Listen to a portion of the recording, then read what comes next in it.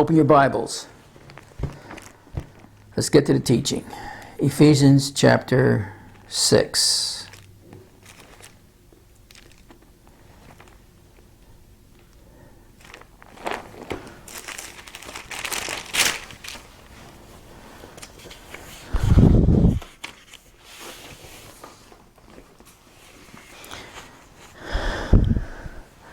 When the first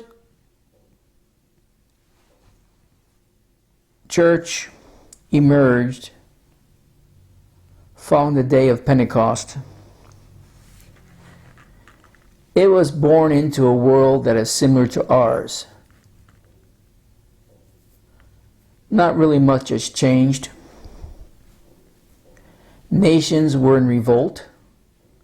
They still are today. National boundaries were disappearing. They still are today. Violence and entertainment was popular. Most of you would immediately think the Colosseum when I say that. Well, that's still true today also. And morals in the Roman world were practically non-existent. You can say that about 2024 also. So 2,000 years, nothing really has changed as far as the world goes. Governments have come and gone. And it's still a mess. That's why governments cannot fix anything. I'll say it and I'll say it till the Lord takes me home or He comes back. The only fix is Jesus Christ.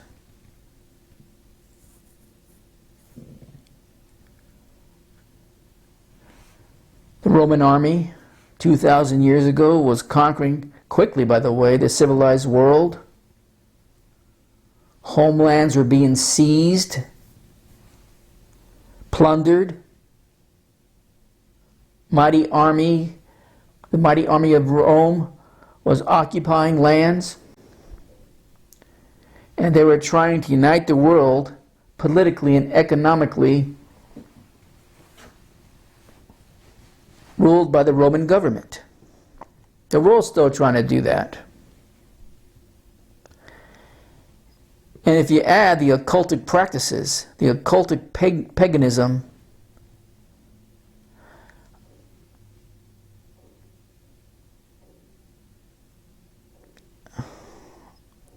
was probably something, maybe even worse than what we're experiencing now. But we're fast. When I say fast, I mean really fast, catching up. And all the occultic paganism practices that's available out there. Now Satan uses all these factors as that's part of his plan to control the world, but also to destroy the church. He wants to destroy the church before the church destroys him in his mindset. However, his plan to destroy the church that's built on the rock, is going to fail miserably in the end. Now we have a lot of churches that are not built on Jesus Christ. But the true church will not fail, and it will not fail miserably. But that's what Satan's hoping. If you look back at the early church, rather than being destroyed, it arose in the power of the Spirit to meet the challenge that it was facing. And I still believe that can happen today, and it's happening right now. Just in this ministry alone, I believe that's happening. We have a called out group of people that can meet any challenge the enemy would attempt to put before us. Now, equipped with the whole armor of God that we find here in Ephesians 6, verses 10 through 18, which those early New Testament church believers also wore, they lived victoriously for the Lord. In the midst of the worst conditions, in the midst of the worst ordeals and predicaments, probably more difficult than anyone hearing me tonight has ever experienced.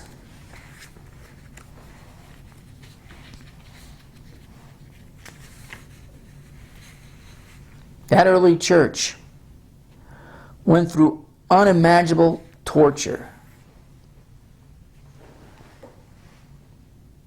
unimaginable persecution, but Satan and his minions could not destroy her. And I believe for us today, the whole armor of God that works so effectively for those early believers is the very same spiritual armor that we could wear today, just as those early Christians did, because it fully equips us. It gives us the whole armor of God for the troubles of our day, just like it did in their day. So we have the whole armor of God to live victoriously for Jesus Christ in 2024. In 2024, this armor still works just as effectively as it did 2,000 years ago when Paul penned this epistle. Each element of God's spiritual armor, the belt of truth, the breastplate of righteousness, the shoes of peace, the shield of faith, the helmet of salvation, the sword of the Spirit. Now, if you just count those alone, how many are they? 1, 2, 3, 4, 5, 6? I don't believe God would have stopped at 6. 6 is the number of man. 7 would be a better number, a number that symbolizes completion.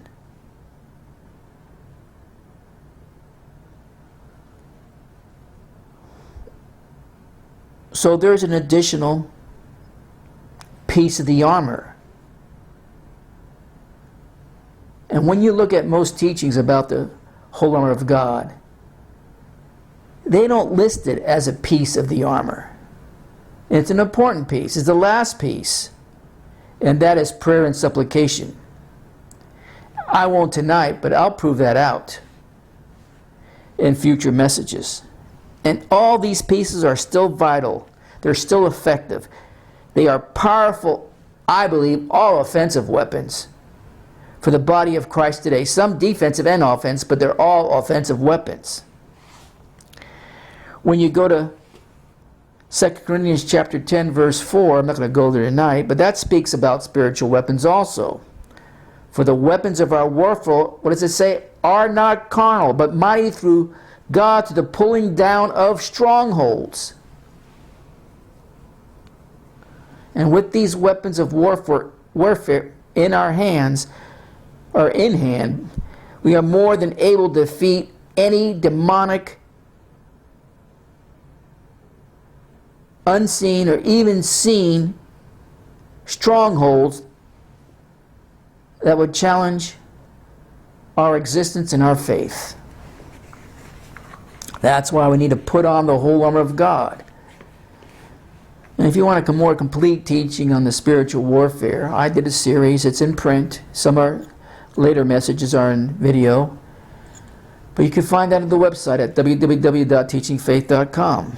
Now, Paul wrote to the church at Ephesus, and in verse 11 it says, "Put on the whole armor of God, that ye may be able to stand against the wiles of the devil."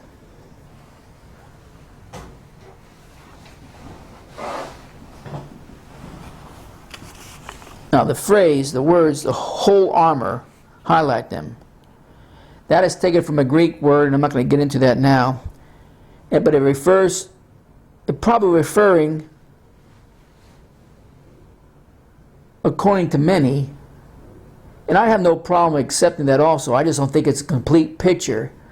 Because when I taught on the armor of God, especially when he got to the breastplate, it means a lot more than what Paul probably experienced over and over again because he was in prison so many times. But I have no problem with people referring to, well, that's the Roman soldier who's fully dressed in armor from head to toe, because that's what it was describing. I have no problem with that. But then Paul goes on not only describing what he's seeing and how you can relate to it, but also drawing from the Old Testament like I did, a lot more comes with it. That's why I encourage you to go to that teaching. And since Paul uses example, we have to address and consider the full dress of the armor. And if you want to look at it at piece by piece what the Roman soldiers even wore, and that's fine. If that's where you want to start, that's fine. Start somewhere, but then go deeper with it. I'm not going to go to the deep part in this particular section of the Salvation Discipleship series. Now, because Paul was in prison so many times, I can see why it's an easy illustration to use. How many times did he stood next to these Roman soldiers during his prison terms? Now, Paul could see the loin belt. Paul could see the breastplate. Paul could see the shoes that had spikes on them. Paul could see the full-length shields. Paul can see the helmet. He can see all of that.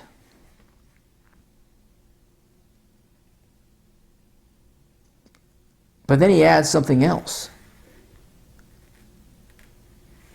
Another piece of the armor, which I'm not going to get into tonight. But that piece of armor, which includes prayer and supplication in a spiritual application, is equal in importance to the piece of the armor.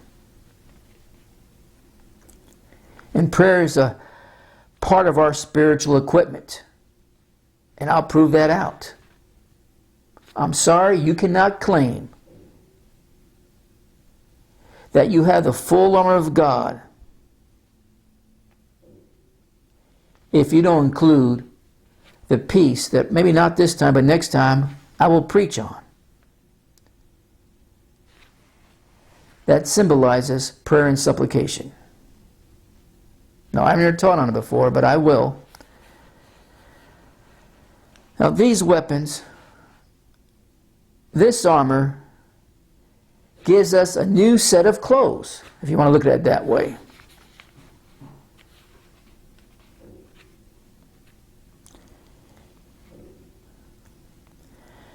A soldier who was ready for the battlefield. A soldier who was ready for the fight. A soldier that was prepared and wouldn't be caught off by surprise because he didn't have his armor on. He says, put on the whole armor of God, that ye may stand against the wiles of the devil. I want you to take note here. Paul says, put on the screen, put on. Put on. That's in verse 11. Put on. This phrase, these two words in English, is taken from a Greek word, enduo. E-N-D-U-O. Now, enduo is used quite often in the New Testament. And if you go to Luke, he used it when he was recording Jesus saying, and behold, I send a promise of my Father upon you. but tarry ye in the city of Jerusalem until you be endued with power.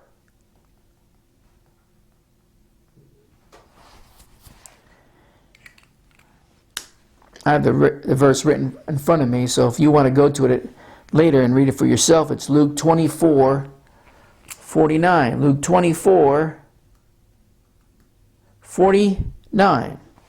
The word enduo refers to the act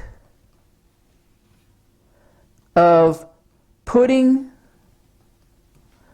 on a new set of clothes.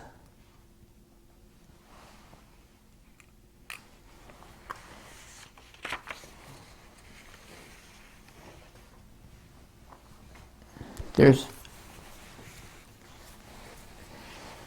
a translation that reads in Luke 24:49, but tarry ye in the city of Jerusalem until ye be clothed with the power from on high, which I like that translation a whole lot better than the King James.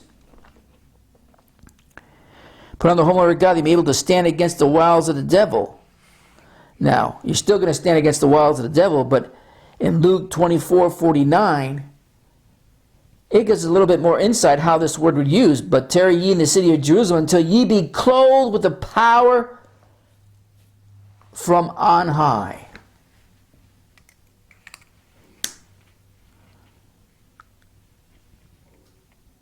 Now, Paul used the word enduo throughout other writings, by the way, other letters, to depict the putting on of a new man. If you go to Ephesians 24 and in Colossians 3:10, he urges us to put on the new man. That word is enduo. He also urges to put on the fruit of our new life in Christ. In the same way, we might put on a brand new set of new clothes. Now, Paul uses the word enduo to describe the act of putting on a new set of clothes. But this time, the way he used it here in Ephesians 6:11, this word in connection with spiritual armor is obvious. And he instructs us to put on the whole armor of God. Now there's something else when you read this verse that Paul uses in the original. It's an imperative tense in the text. It's an imperative tense in the text. What does that mean? It means that he's not making a suggestion. He's not suggesting you put on the helmet. He's not suggesting you put on the breastplate. He's not suggesting you put on the belt. He's not suggesting you wear the shoes or the helmet. He's not suggesting even verse 18, praying always with all prayer and supplication. He's suggesting, because it's an imperative tense, that it's a must. It's not an option. And if you're going to be a disciple of Jesus Christ, God help you not try to go without this kind of armor. You're going to be knocked on your rear end and you don't know what hit you.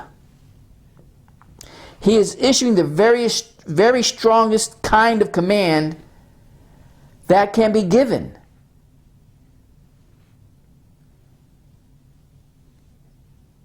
In the strongest voice available. Paul is commanding us with great urgency to take on a particular kind of immediate action. He's not saying, Brother Joe, could you put on the whole armor of God today?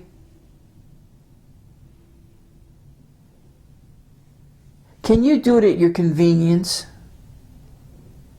No, he's saying, Joe, put on the whole armor of God. Don't take another step without it.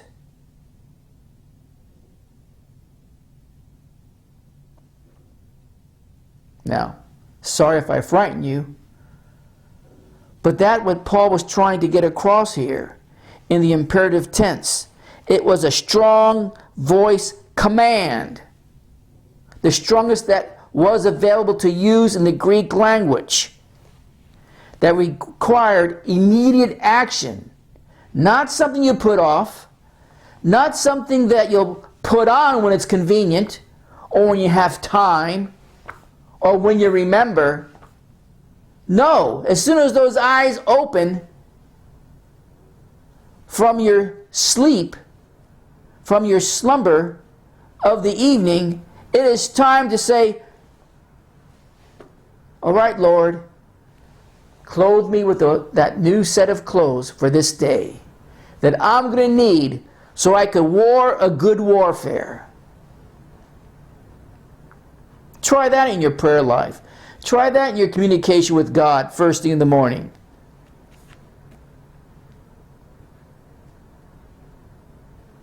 Lord, I'm awake. Suit me up.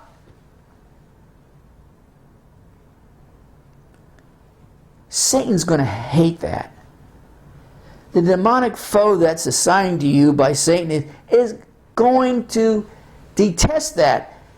They don't want to see that to happen. They don't want to see that happen.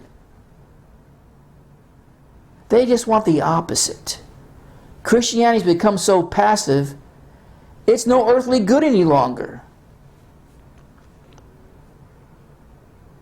This action is so important that when Paul is speaking to us in this epistle, he speaks in the imperative tense. If you get anything out of this message tonight, remember that.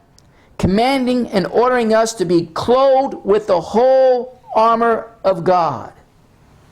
Some of you have probably forgotten how important the whole armor of God is.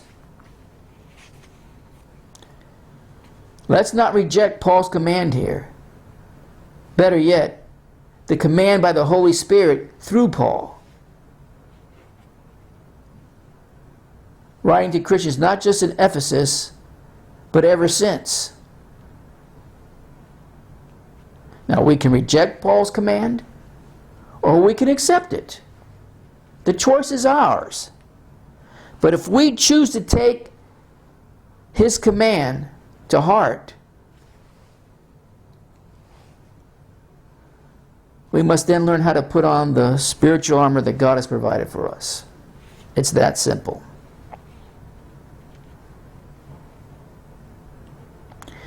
Now it's obvious what Paul's describing here. He's describing weaponry, the whole armor of God.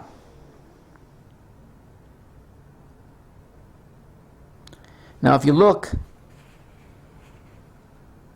the phrase of God, the whole armor, highlight of God. Now these two words in the Greek phrase is, I'll just write it down for you, T-O-U-T-H-E-O.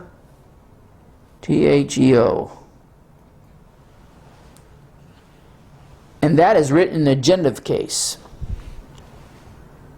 What does that mean? Our supernatural clothes, our supernatural weapons comes directly from God himself. He is the source of origin for this armor. You can say, let me just write it down. Put on the whole armor. Let's misspell that. Armor that comes from God. Put on the whole armor that comes from God.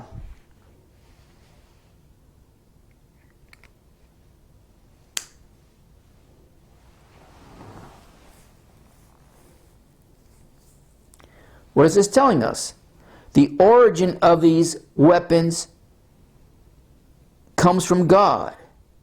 It is God that makes our clothes for us, our spiritual clothes, our spiritual weapons. That's why it is vital as a disciple of Jesus Christ for us to remain in an unbroken fellowship. Now, this is where the salvation and disciple message connects with spiritual warfare. Remember, there's the relationship, that's the salvation part. You remember the teaching on the fellowship? That's the discipleship part. Different relationships have different meanings. If you haven't ever listened to those messages, I encourage you to go listen to that. It's a message or two back. That's why it's vital for us to remain unbroken fellowship with Him, for us in order to continually enjoy the benefits of our spiritual armor. If we break that fellowship with the Lord,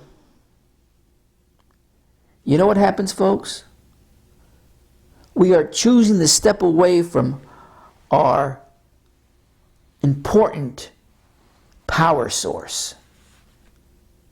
It's like unplugging. It's not going to affect your salvation, but it's definitely going to affect your discipleship. But as long as our fellowship / discipleship with the Lord is unbroken, the power source for our spiritual weaponry also remains intact.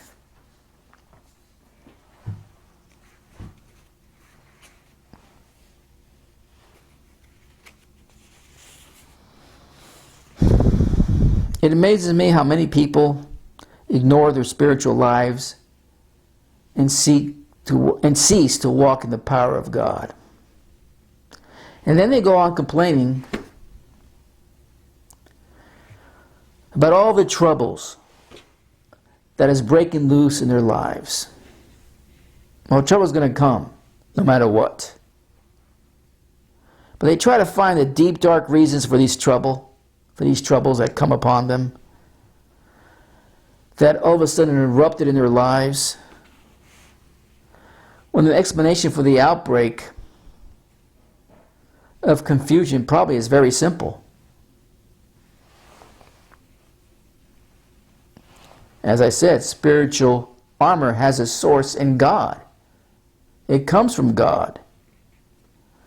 So when a believer that's also a disciple, that's in a fellowship relationship with God, temporarily ceases to walk in that fellowship with Him and in the power of God, he is choosing, or she is choosing, to temporarily step away from the source, the power source from which his armor comes.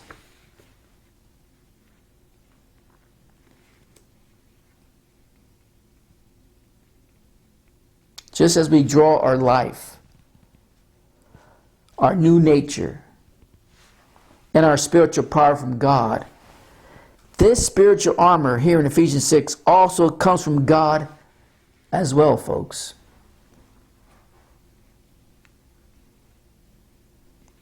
You know what happens with your spiritual life when you temporarily cease to walk in that fellowship / discipleship with Jesus?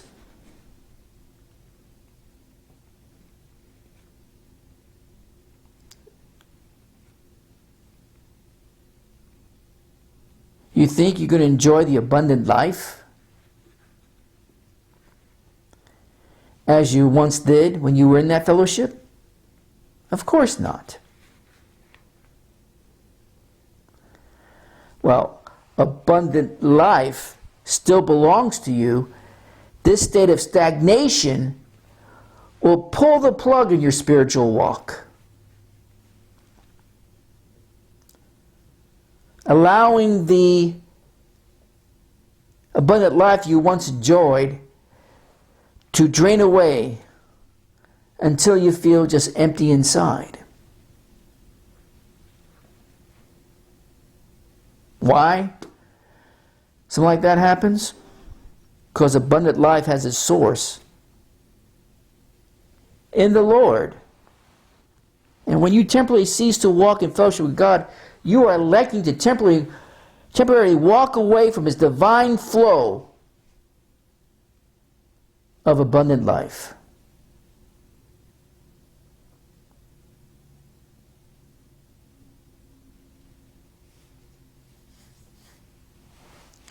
I've seen it happen so many times.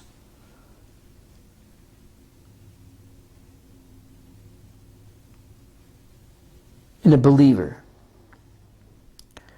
where they develop an attitude of who cares about anything. A who cares attitude about his or her spiritual development. And that's why I preach the message, God's in control message. We can develop an attitude that no matter what we do, say, or pray, or ask, whatever, God's in control. If you didn't hear that message, I encourage you to listen to that message.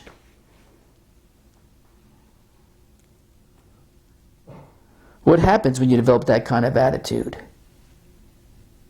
You as a believer, do you think you continue to enjoy this operation of God's power in your life?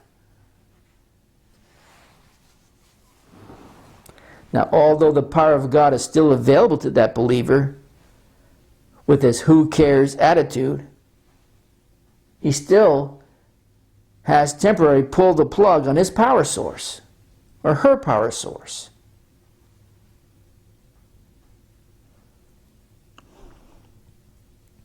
Why? Once again, because the spiritual power has its origin in the Lord. Everything has its origin in the Lord. That's why when a believer stops walking in that fellowship with the Lord, he is choosing to temporarily stop the flow of the divine power into his life.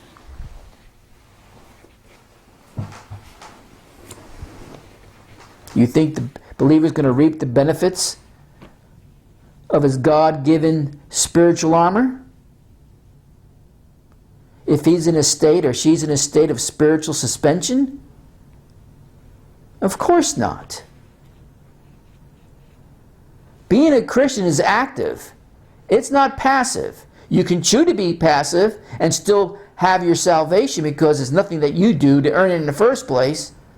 But to be a disciple, you have to be either active or there's no other option. It's active or nothing. Or else you're in stagnation. You're in a suspended state. You're in a suspended fellowship with the Lord.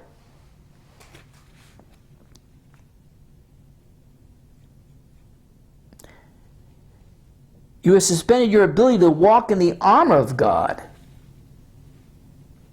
The very armor of God that He gave to protect and defend you.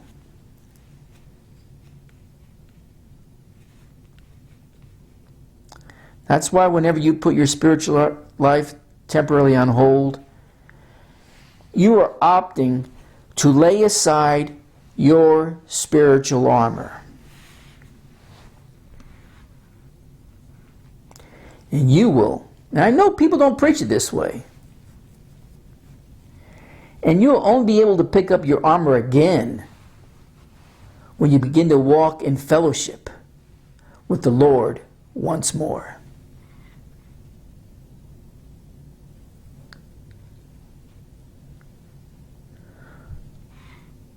You ever known Christians that go through the act of pretending when they start each new day of putting on the spiritual armor of God? Well, I got my breastplate on, I got my helmet on. Those kind of Christians,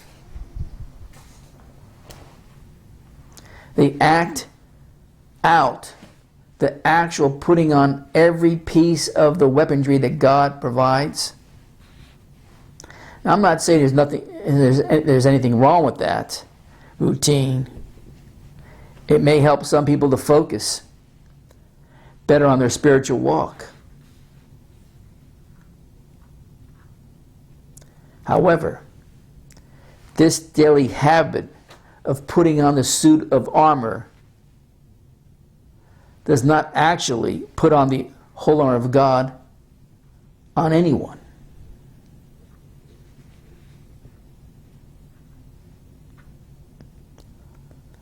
The armor of God is ours by virtue of our relationship with God.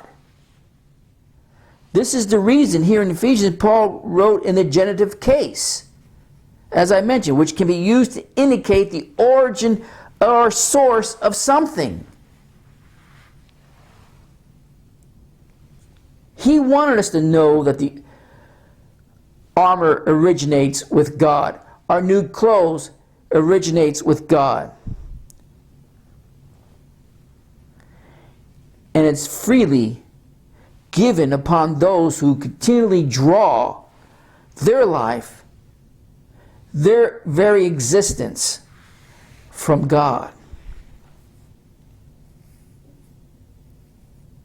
Let me tell you something, friends. Your ongoing fellowship / discipleship with God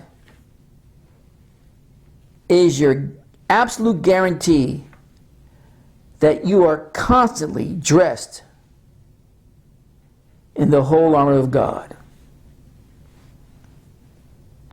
Ephesians 6:11, Paul says, put on the whole armor of God.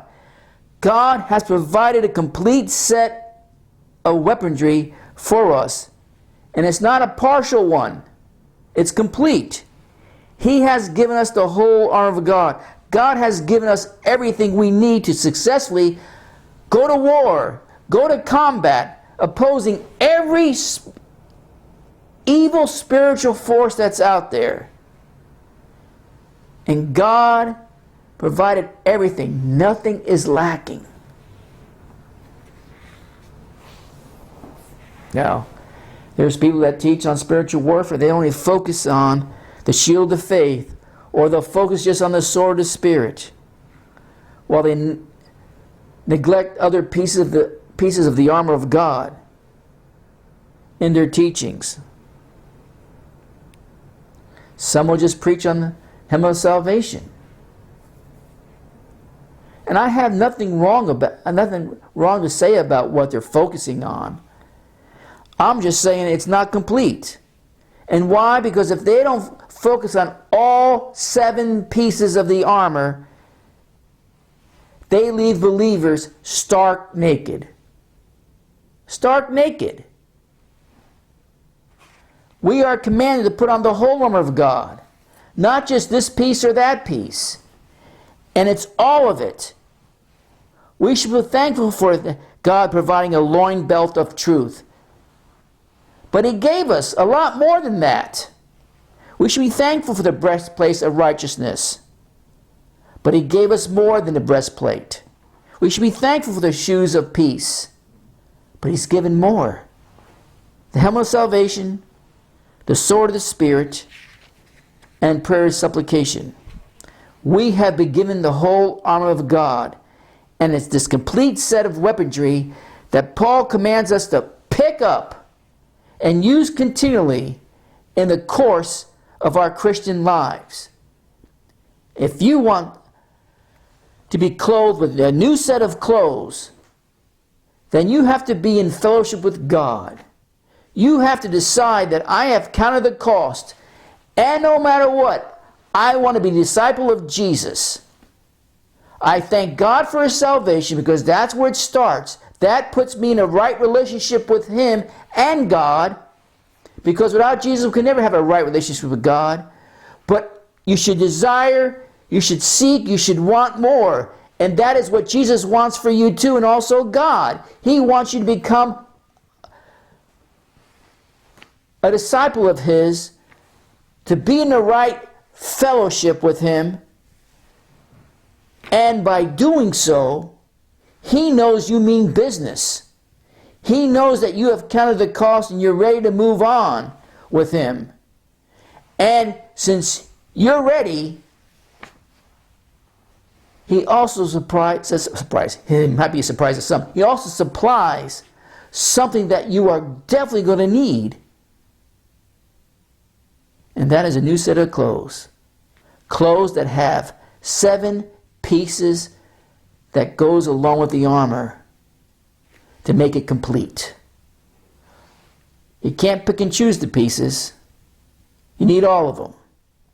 You need all of them. Now, I'm not done with this. I want to get back to the prayer and supplication quickly. I'll summarize what I mean by that additional piece. But I want us in the Salvation Discipleship series to also understand who our enemy is. What does he look like? And why you need the armor of God. Because when you cross that line and say, nope, I'm not going to just sit by now. I want to be a disciple of Jesus Christ. Man, you have started a warfare that you cannot even imagine. That's happening in the unseen world to block and destroy everything that God will assign you to do for the cause of Christ. You got it? Now, I'm going to continue this. I'm not done. But I just wanted to lay that groundwork down so we can move on and show you how important it is to be in fellowship with God and how connected the armor is to that fellowship. Because without it, your fellowship will probably fall apart. And you won't be able to stand against the wiles, the methods, the strategies that Satan and his unseen minions have for you to bring you down, to shut you up, to put you in that spiritual suspension where you are no longer a useful piece that God can use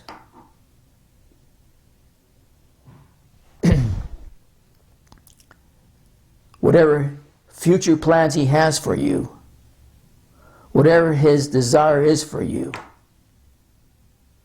Satan will come against it with everything that he's got. But he's no match for us, because the clothes we wear are designed specifically for each and every one of us. With Satan in mind, by the way. Because God knows what's going to happen.